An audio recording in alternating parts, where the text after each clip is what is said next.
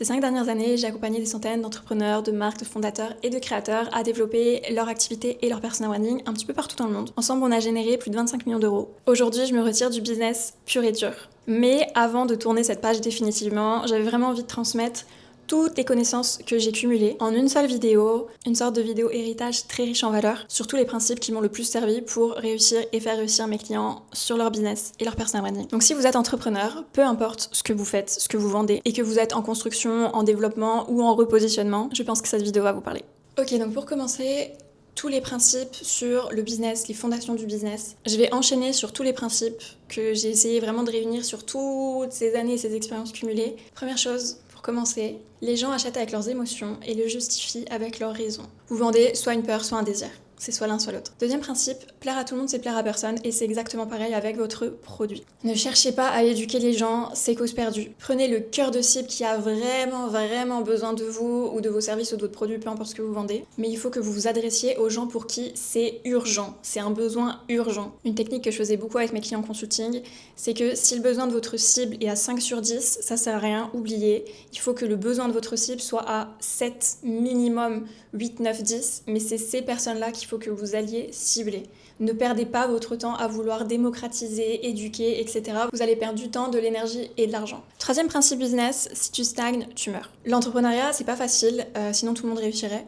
Et il y en a beaucoup qui n'arrivent pas à perdurer, parce que réussir pour moi c'est surtout perdurer. Il y en a qui peuvent faire des one-shots, etc. très bien, mais réussir à le faire plusieurs fois, à le répéter mois après mois, année après année, c'est un autre jeu, et c'est pour ça que beaucoup n'y arrivent pas. Et si il y en a beaucoup qui n'arrivent pas à perdurer, c'est justement parce qu'ils n'anticipent pas la suite, ils se reposent trop sur leurs acquis, et dans l'entrepreneuriat, si tu stagnes, tu meurs. Pour moi, pour réussir dans le business, c'est vraiment un jeu d'équilibre à trouver entre combler ses besoins court terme, donc faire des actions court-termistes, trouver des clients pour le prochain mois, faire grossir la marque, votre brand, votre produit, peu importe. Mais trouver l'équilibre sur justement anticiper et créer la vision long terme.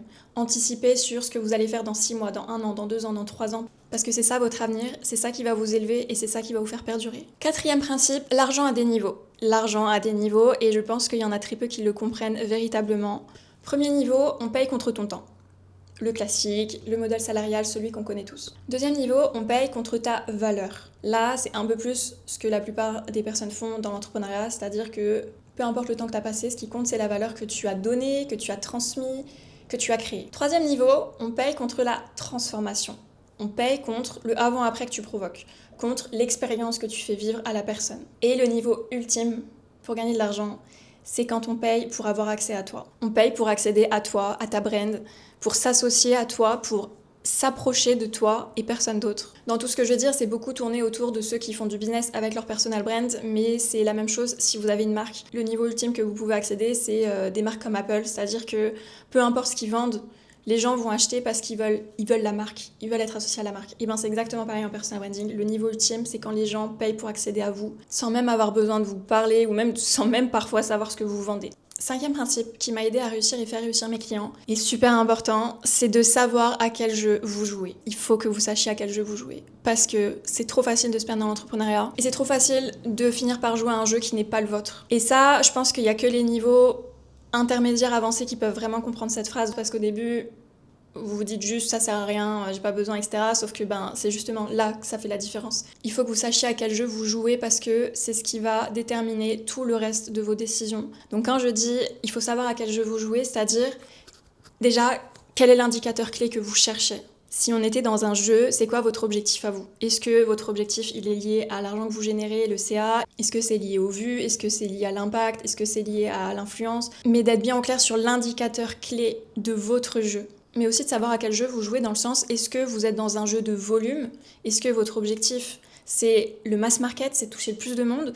Ou est-ce que vous êtes dans un jeu plutôt de qualité, c'est-à-dire pas beaucoup de clients, mais par contre vous êtes vraiment sur un truc vertical avec du high ticket et on monte en qualité, on monte en termes de service, d'expérience, parce que ça va impacter par exemple vos prix, ça va impacter votre source d'acquisition, ça va impacter votre positionnement. Est-ce que vous jouez plutôt sur la rapidité, la profondeur? Mais bref, savoir à quel jeu vous jouez. Beaucoup de personnes ne réussissent pas parce qu'ils sont mauvais, et j'en ai accompagné beaucoup qui étaient dans ces situations-là où en fait ils ont tout, mais ça prend pas, parce qu'ils sont incohérents. Parce qu'il y a de l'incohérence entre leur positionnement, leur prix, parce qu'ils font des actions qui sont pas alignées finalement avec leur objectif, etc. Donc très important d'être au clair sur votre jeu parce que sinon c'est le marché qui décidera pour vous. Le dernier principe que je mettrais dans la catégorie business fondation, c'est un principe que je répète très souvent, mais j'ai été obligée de le caler parce que je pense que ça fait vraiment partie des leçons que j'ai le plus appris dans l'entrepreneuriat. C'est qu'il n'y a pas qu'une seule façon de réussir, il faut juste trouver celle qui vous correspond. Et c'est ce que personnellement j'ai fait pendant toutes ces années avec les personnes que j'accompagnais. C'était justement de les mettre à l'endroit, dans le format, dans la zone, dans le type de stratégie qui les correspond. Parce qu'il n'y a que comme ça qu'ils vont réussir. Mais ça demande déjà à déconstruire l'idée qu'il n'y a qu'une seule façon de réussir, il n'y a qu'une seule façon de scaler, celle qu'on voit le plus sur les réseaux sociaux, c'est-à-dire la quantité, machin et tout. Non, il n'y a pas qu'une seule façon de réussir, il faut juste trouver celle qui vous correspond. Et c'est plutôt simple de s'en rendre compte puisque les modèles qui ne vous correspondent pas vont vous épuiser et généralement ils ne marcheront pas. Tandis que les modèles qui vous correspondent et qui vous ressemblent véritablement vont vous faire exceller. Ok, ensuite, deuxième catégorie parce qu'en fait, vu qu'il y a plein de principes, de leçons clés que je voulais mettre, j'ai un petit peu catégorisé comme je vous l'ai dit. Donc deuxième catégorie, c'est tout ce qui va toucher au côté stratégie et positionnement. Premièrement, et je pense que ça va pas plaire à tout le monde, mais c'est la vérité, vous pouvez pas vendre du premium si vous-même vous êtes pas premium. Alors c'est pas méchant quand je dis ça, mais ne vous entêtez pas dans des positionnements qui ne ressemble pas à votre personnalité en fait, tout simplement parce que ça prendra pas. Dans le sens où vous n'êtes pas forcément dans le truc sélectif, que vous êtes quelqu'un de très accessible, que vous voulez toucher le plus grand nombre, etc. Et ben ça n'ira pas avec un positionnement premium, ça ne prendra pas. Il faut juste vous positionner en fonction de qui vous êtes, parce que peu importe ce que vous vendez, que vous soyez dans l'ombre ou dans la lumière, ça se ressentira dans la façon dont vous allez prendre des décisions, dans les actions de marketing ou de communication que vous allez faire, il va y avoir une incohérence, ça va se ressentir. Donc on en revient toujours à la même chose, mais l'alignement, parce que c'est ce qui vous fera réussir. Autre principe, tout est une question de positionnement. Absolument tout. Peu importe ce que vous voulez faire, peu importe la clientèle que vous voulez avoir, mais peu importe la clientèle que vous voulez avoir, hein, parce que j'ai accompagné des personnes qui voulaient des clients assez difficiles d'accès, mais en fait ce n'est qu'une question de positionnement pour les attirer, les trouver, les convaincre. Tout est une question d'angle et de perception à changer. C'est qu'une question de perception et donc de positionnement. Les mots que vous utilisez, la posture que vous avez, les références que vous communiquez, c'est vraiment juste une question de perception. J'ai accompagné beaucoup de prestataires à devenir consultants haut de gamme.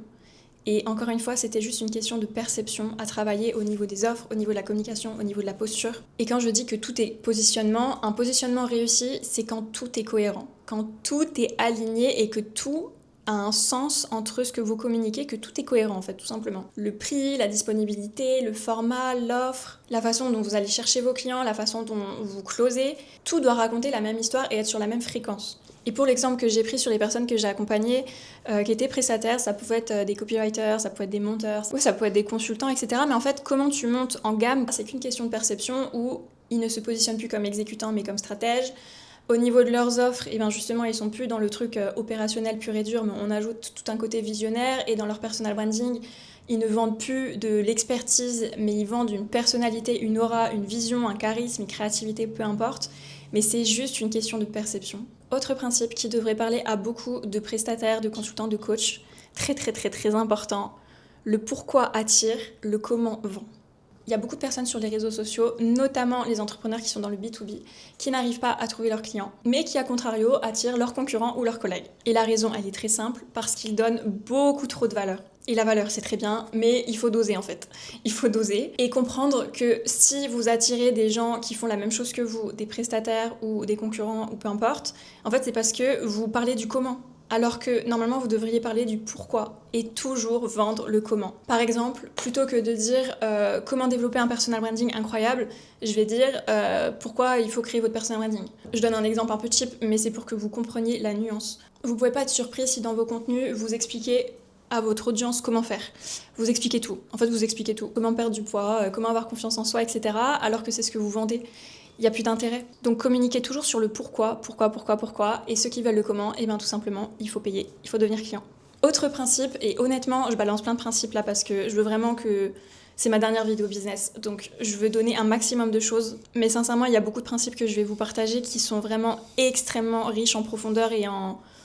Ça peut vraiment faire un avant-après si vous le comprenez et que vous l'appliquez correctement. Et celui-ci, c'est pour toutes les personnes qui vendent du consulting. Ce que je vais vous dire peut faire une énorme différence. Mais si vous vendez du consulting, de la stratégie, vous devez toujours vendre par le négatif. C'est-à-dire que plutôt que de faire du contenu comment telle marque a réussi à, vous allez faire un contenu qui sera plutôt pourquoi telle marque n'a pas réussi à. Pourquoi telle marque a tel taux de clic? Pourquoi cette marque n'arrive pas à avoir de clients? Pourquoi cette marque ta.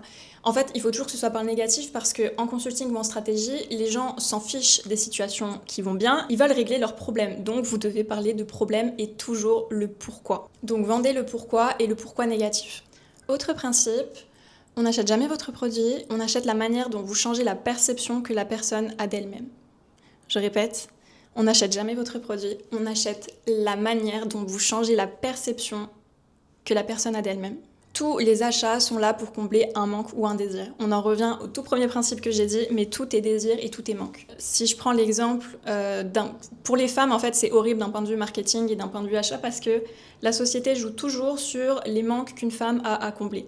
Donc, dans tout ce qui va être dans la niche beauté, skincare, etc., c'est un vrai carnage parce qu'on joue vraiment sur ce côté-là. Et la plupart des achats sont des achats compulsifs qui sont nourris par le sentiment de « je suis pas assez ». Donc, j'achète pour combler le truc de « je suis pas assez » ou « je suis pas assez désirée » ou « je suis pas assez » ou « je suis trop ».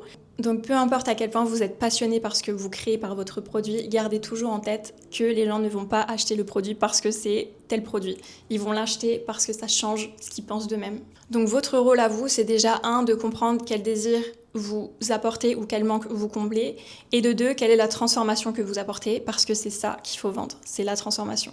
Donc ça, je vais pas le répéter, je l'ai pas mis dans ma liste, puisque c'est un basique qui est très connu, mais vous ne vendez jamais le bénéfice, vous vendez la transformation.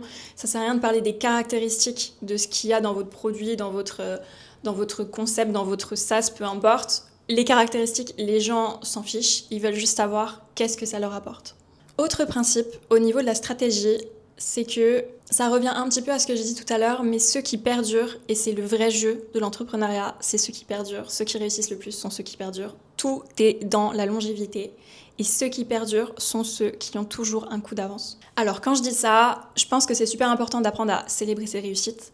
C'est un truc qui est sous-coté d'ailleurs, qui est sous-coté, en tout cas qui n'est pas assez fait. Mais c'est super important de célébrer vos réussites, de prendre le temps de regarder ce que vous avez fait, ce que vous avez accompli, etc. Mais il faut jamais reposer sur ses acquis. Jamais, jamais, jamais. De toute façon, l'entrepreneuriat, c'est un jeu du mental. C'est simple. Vous êtes un athlète. Vous êtes un athlète, vous devez réfléchir en termes de mental, de discipline, de résilience. Et peu importe où vous en êtes actuellement, il faut toujours penser à l'après. Ceux qui me côtoient dans mon cercle proche, des fois, sont agacés parce qu'en fait, ils voient un truc sortir sur mes réseaux sociaux et en DM, ils vont parler en mode t'en es où, etc. Mais moi, dans ce que je fais dans l'ombre, j'ai toujours 3 coups d'avance sur ce qui est sorti, en fait, parce qu'il faut toujours avoir un coup d'avance. Et quand je dis ça, il n'y a pas besoin de courir, parce qu'encore une fois, c'est un jeu de longévité, il faut juste savoir saisir les bonnes opportunités au bon moment, etc.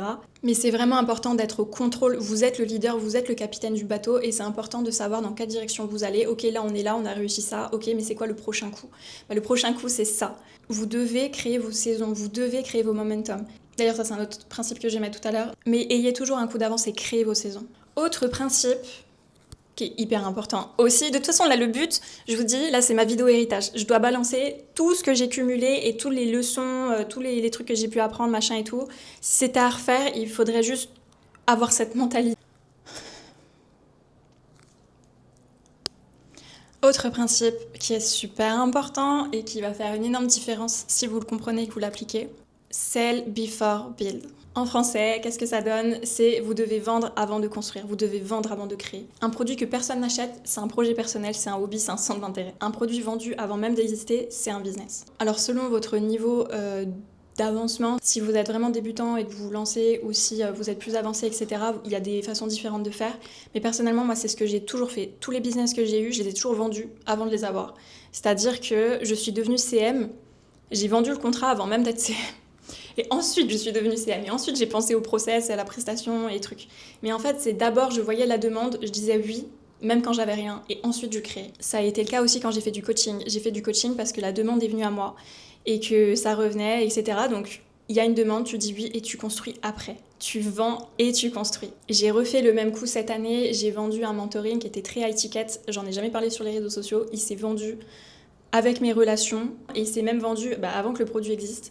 C'est-à-dire que j'ai des anciens clients qui ont mis 5 chiffres pour une offre que je n'avais pas encore construite, mais parce qu'ils voulaient leur place, etc. Et du coup, ensuite, j'ai construit. Et c'est encore ce que je refais aujourd'hui. Donc tout ça pour dire que peu importe votre niveau, vous pouvez appliquer ce principe de vous vendez avant de construire. Et comment le faire si vous êtes débutant? Eh ben, il faut aller chercher les gens, il faut aller chercher la demande, il faut aller vous renseigner sur les besoins des autres. Parler aux gens en fait, il faut juste parler aux gens. Autre principe, faire différemment vous amènera plus loin que vouloir faire mieux. Être différent est au-dessus que d'être meilleur. Vous ne devez pas chercher à être le meilleur, vous devez chercher à être différent. Alors toutes les personnes qui sont en mode compétition vont grincer des dents, mais c'est un concept qui est vraiment hyper important à comprendre parce que dans notre ère actuelle où la concurrence est multiple, et qu'en plus de ça, maintenant, il y a les robots qui arrivent, je peux vous dire que quelqu'un qui fera mieux que vous, il y en aura toujours un. Il y aura toujours quelqu'un ou quelque chose qui fera mieux que vous. Qui fera mieux que vous, qui aura plus de budget que vous, qui aura plus de ressources, plus de contacts, plus de visibilité. Il y aura toujours quelqu'un qui aura plus que vous. Mais par contre, quelqu'un qui fera comme vous, il n'y en a pas.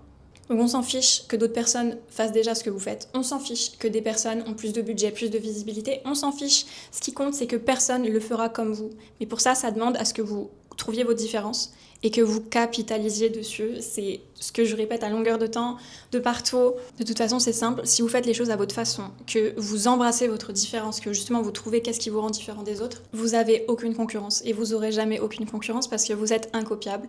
Et en plus de ça, vous avez des possibilités infinies. Autre leçon, le marché ne récompense pas les meilleures idées, mais les plus lisibles, les plus claires, les plus répétées ou les plus incarnées. Autrement dit, le plus important, c'est pas d'avoir le meilleur produit, le meilleur service, la meilleure offre, mais c'est qu'on le comprenne le plus clairement possible, qu'on le voit le plus souvent possible ou qu'il nous procure le plus d'émotions possible. Je le répète, mais le marché ne récompense pas les meilleures idées. Et malheureusement, il y a beaucoup de personnes qui ont de très bonnes idées, mais on les comprend pas. Donc si on les comprend pas, eh ben ça marchera pas. Et enfin, le dernier principe dans cette catégorie stratégie et positionnement, ne vendez pas ce que les autres font, vendez ce qui vous fait exceller. Et c'est d'ailleurs toute l'approche que j'ai eue avec tous mes clients et tous les membres de mon programme PPB, c'est que quand vous créez une offre, en fait, vous devez créer une offre qui part d'un besoin client, ok, mais surtout qui part de vos zones de génie à vous, parce que c'est comme ça que vous allez créer des offres irrésistibles, uniques, incopiables, et vraiment, en fait, pourquoi les gens vont vous choisir? Parce que c'est pas quelque chose de standard que les autres font. Parce que justement, personne d'autre le fait. Donc vraiment, arrêtez de regarder ce que font les autres. Arrêtez de regarder vos concurrents, etc. La comparaison, ça tue. Franchement, il faudrait faire une statistique. La comparaison, ça tue combien d'entrepreneurs? Parce que je pense vraiment qu'il y a énormément de gens qui ont énormément de potentiel, mais pour qui ça marchera jamais parce qu'ils passent leur temps à se comparer. Alors qu'en fait, il suffit juste qu'ils regardent un petit peu à l'intérieur ce qu'ils ont et qui capitalisent sur ça et surtout qui vendent ce qui les fait exceller eux avec leurs conditions. Nouvelle catégorie cette fois et qui a été mon cœur d'expertise pendant toutes ces années et qui l'est toujours d'une certaine façon, le personal branding et la perception.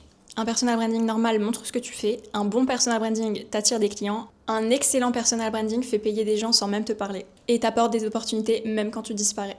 Ceux qui sont dans cette troisième catégorie ont soit une grosse autorité et une grosse légitimité, ce que moi j'appelle les personal brand business, soit ils ont une personnalité et une histoire qui est assez unique et qui attire les gens, ce que moi j'appelle une personal brand image, ou soit ce sont des personnes qui ont réussi à construire une communauté autour de valeurs communes, de références communes. Et là c'est ce que j'appelle une personal brand communautaire, ou soit ils ont réussi à avoir les trois.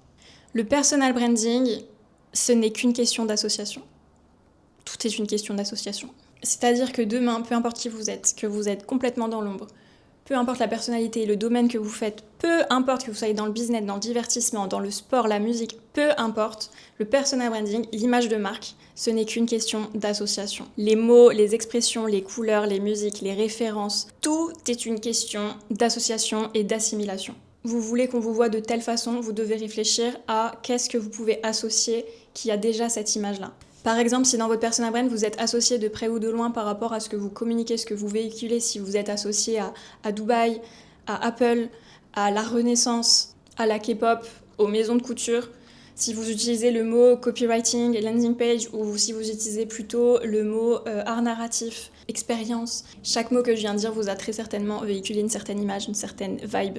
Et bien c'est exactement ça le personal branding. Ce n'est qu'une question d'association. Et quand on a compris ça, c'est très facile de moduler la brand qu'on veut véhiculer, etc. ou qu'est-ce qu'on veut accentuer, etc. Parce que c'est juste une question d'assimilation. Et ça me fait venir à mon prochain point qui est que le personal branding est un amplificateur de qui vous êtes. Ce n'est pas la création d'un personnage. Je pense qu'il y en a beaucoup qui associent le personal branding soit à un jeu superficiel, mais c'est pas le cas parce que là c'est votre image à vous et que si vous jouez un rôle, eh ben ça se verra, ça se ressentira et vous ne tiendrez pas. Les meilleurs personal brands, c'est des gens qui ont compris c'était quoi leurs atouts et qui ont joué dessus. Parce qu'un bon personal branding, c'est juste un amplificateur de qui vous êtes et des atouts que vous avez déjà. Donc pensez à vos atouts et trouvez un moyen de communiquer dessus. Autre principe que je devais obligatoirement mettre dans cette vidéo et dans la catégorie personal branding, c'est le show don't tell. Montrez ce que vous faites plus que vous ne l'expliquez. En fait, une image vaut 1000 mots. On le sait, un schéma vaut 1000 explications. 60% de la population a un cerveau visuel, donc montrez, ne dites pas.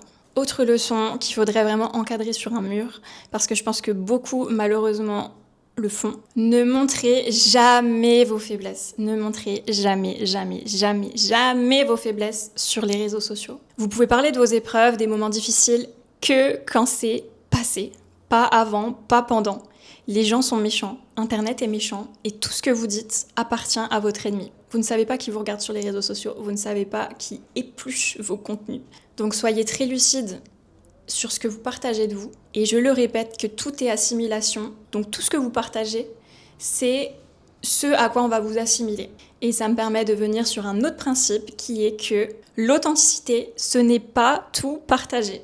Vous pouvez être très authentique, sans pour autant partager tous les recoins de votre vie, de votre intimité, de ce qui se passe dans votre tête.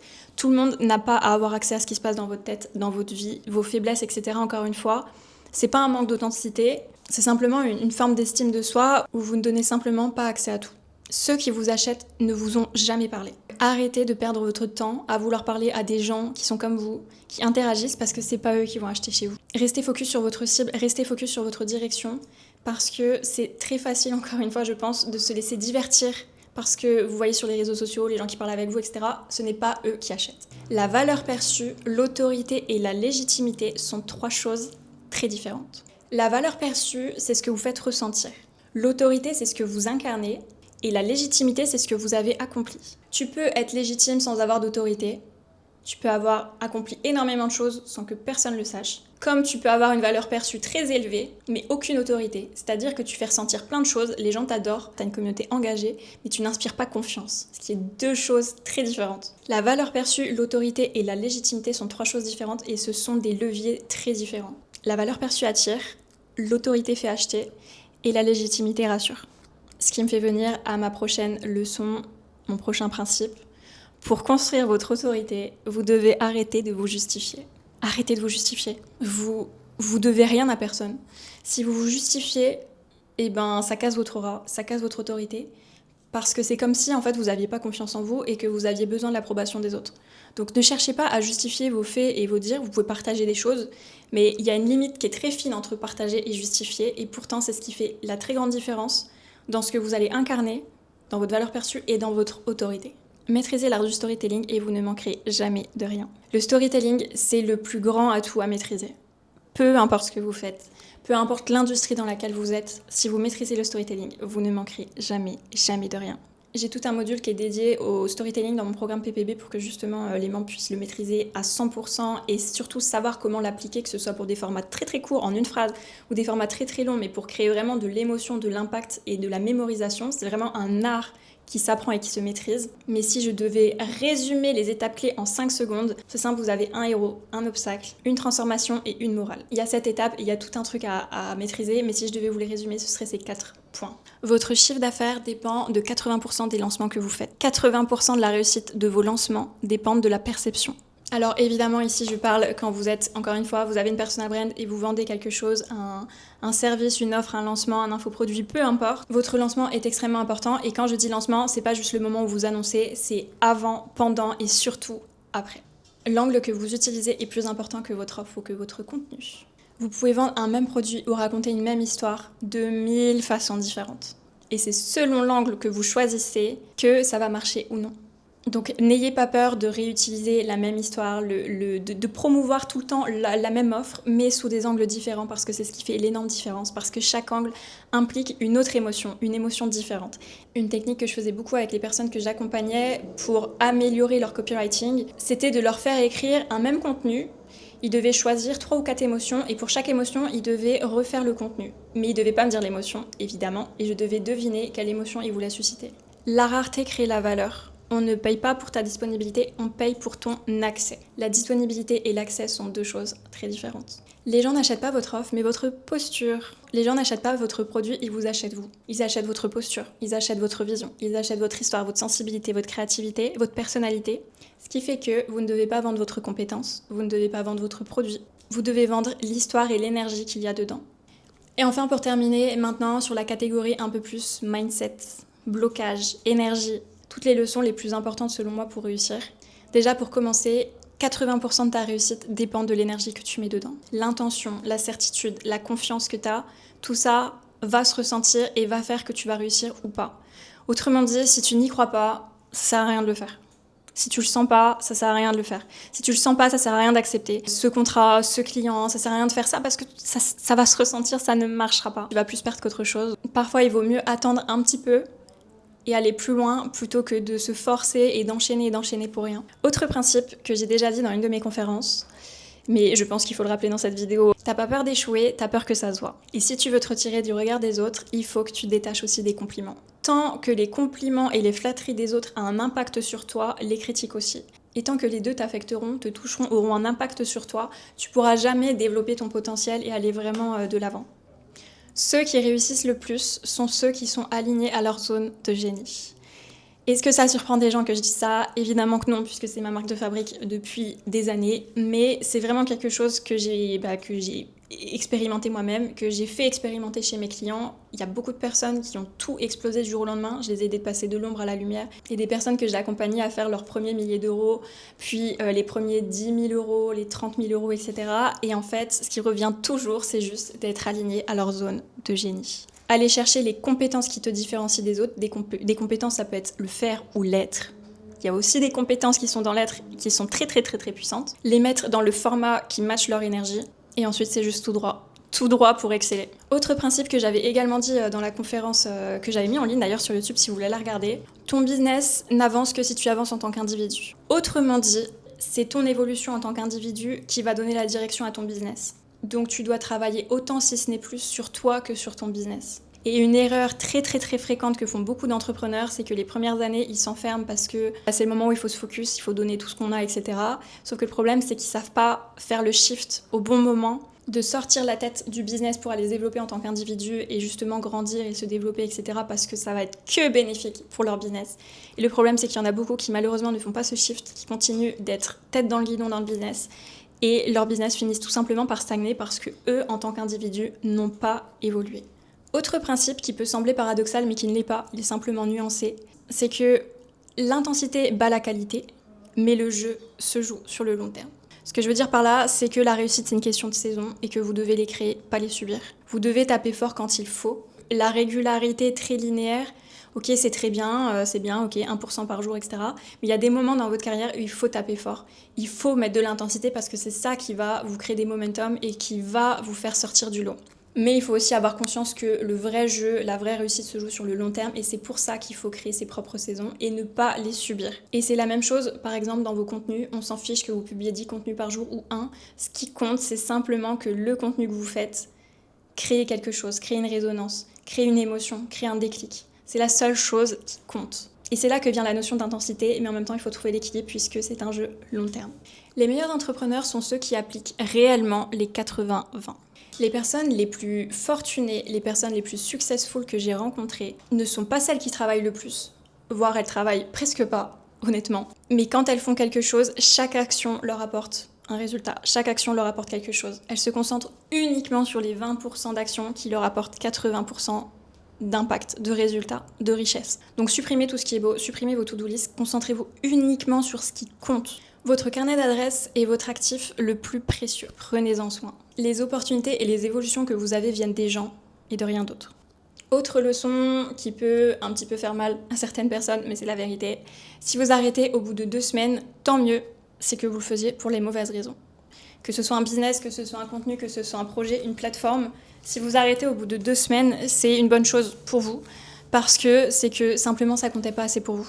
ou que votre ego était trop grand, que votre envie de réussir, que votre envie de faire les choses sans forcément être dans le résultat, que juste vous aimez le processus et que peu importe le résultat que vous avez, qu'il soit maintenant ou dans 10 ans, et ben juste vous continuez. Parce que c'est aussi ça la réussite et l'entrepreneuriat, c'est de faire des choses en boucle sans jamais voir si ça marche ou pas, mais juste on continue jusqu'au jour où les effets cumulés sont là et que d'un coup, tu sais pas pourquoi, mais ce jour-là ça prend. Autre principe que j'ai répété pendant des années, notamment au monde PPB, je pense qu'ils en ont marre d'entendre ça, mais forcément il fallait que je le cale dans cette vidéo. Vous pouvez tout avoir, mais pas en même temps. Vous pouvez tout avoir, tout ce que vous voulez, toutes les ambitions, tous les projets farfelus que vous voulez, les créations, tout ce que vous voulez, vous pouvez les avoir, mais pas en même temps. Vous pouvez pas tout faire. Si vous mettez votre énergie dans 5 projets différents, et ben forcément votre énergie 100%, il y aura 40 là, 30 là, 20% là, et donc forcément ça se répercutera sur vos résultats. Et si vous voulez tout avoir en même temps, vous allez finir par ne rien avoir. Une identité doit mourir pour qu'une autre naisse. C'est difficile, c'est inconfortable et c'est tout le sujet de mes dernières vidéos YouTube d'ailleurs et de ma propre expérience 2025. Mais si vous voulez ouvrir des portes, il faut savoir en fermer d'autres. Vous pouvez tout avoir mais pas en même temps. Si vous voulez accéder à certaines opportunités, vous devez en refuser d'autres. Vous êtes plus important que votre produit et que votre business. Ça revient à ce que j'ai déjà dit dans d'autres points précédemment, mais beaucoup de boîtes, beaucoup de business coulent simplement parce que la personne à la tête n'a plus la force de tenir, n'a plus l'énergie, l'impulsion de mener à bien le projet. Et un business qui n'a pas d'énergie, il est vide, tout simplement, et il meurt. Il faut vraiment bien comprendre cette chose-là, c'est que c'est vous qui donnez vie à votre projet, c'est vous qui donnez vie à votre business, à votre offre, à votre produit, à votre service. C'est vous l'actif le plus important dans cette équation. Et enfin, le dernier point de cette catégorie mindset, mais aussi de toute cette vidéo, et de ma dernière vidéo business finalement, le dernier point, c'est que le bon moment n'existe pas, il faut le créer. Les momentum, ça se crée. Être prêt, ça ne vient pas à vous, c'est une décision. Et vous devez aller chercher les choses, vous devez créer vos moments, vous devez créer votre momentum. Parce que si vous attendez, malheureusement ça viendra jamais, il n'y aura jamais le bon moment, il y aura toujours une excuse, il y aura toujours quelque chose. Il y a peut-être des moments qui seront plus propices, mais le bon moment, le vrai bon moment, c'est vous qui le créez. Et personnellement, un mantra qui me guide depuis des années dans tout ce que je fais dans ma vie professionnelle, personnelle, ce qui m'a permis de me recréer plein de fois et qui me donne aussi le courage d'une certaine façon de recommencer toute zéro aujourd'hui et d'avoir des rêves assez fous et en fait d'être toutes les personnes que je veux dans une seule vie. Je me mets aucune barrière et je pense que c'est d'une certaine façon grâce à ce mantra qui me guide du coup depuis toutes ces années et que je veux partager, que je mettais sur mon fond d'écran de téléphone partout, c'est que ce monde est le vôtre, c'est votre monde et vous pouvez y créer tout ce que vous voulez. C'est votre monde, c'est vous qui décidez de ce que vous voulez voir dans ce monde, de ce que vous voulez faire, de qui vous voulez être. Il faut juste se donner la permission, se donner les ressources pour et se créer le bon moment. Voilà pour cette vidéo. Si tous ces principes vous ont parlé, mais que vous voulez passer à l'action efficacement et de façon structurée, forcément, j'ai tout dans mon programme PPB, Personal Brand Business, le programme que j'ai créé il y a plusieurs années, que j'ai créé avec tout mon cœur et toute mon âme, le programme que j'aurais rêvé avoir en tant qu'entrepreneuse et qui m'accompagne moi-même dans tous mes business. Chaque fois, je réutilise ma propre méthode. C'est le même programme qui a fait passer beaucoup d'entrepreneurs de l'ombre à la lumière. Il y a beaucoup de têtes d'affiche aujourd'hui dans le monde du business qui sont passées par PPB et qui se sont construits à l'intérieur de PPB. Et comme vous le savez ou pas, PPB ferme définitivement ses portes le 31 décembre. Donc c'est pas une stratégie business, urgence ou je sais pas quoi, c'est réel.